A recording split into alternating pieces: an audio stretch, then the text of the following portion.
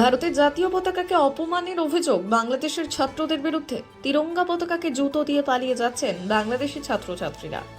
এমনই ছবি সোশ্যাল মিডিয়ায় ভাইরাল হতেই চরম ক্ষুব্ধ ভারতীয় জনগণ। ঘটনাটি ঘটেছে বাংলাদেশের নোয়াখালী বিজ্ঞান এবং প্রযুক্তি বিশ্ববিদ্যালয়ে।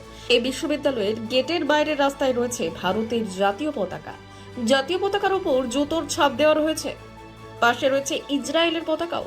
অন্যটা অবশ্য ঢাকার বুয়েট বিশ্ববিদ্যালয়, বাংলাদেশের 1 নম্বর ইঞ্জিনিয়ারিং বা টেকনিক্যাল বিশ্ববিদ্যালয় বুয়েট বিশ্ববিদ্যালয়।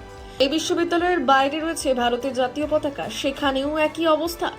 আন্তর্জাতিক মহলের প্রশ্ন, ভারতকে অপছন্দ করার সব রকম অধিকার রয়েছে বাংলাদেশের ছাত্রছাত্রীদের, তাই বলে কোনো দেশের পতাকাকে অসম্মান করা যায়?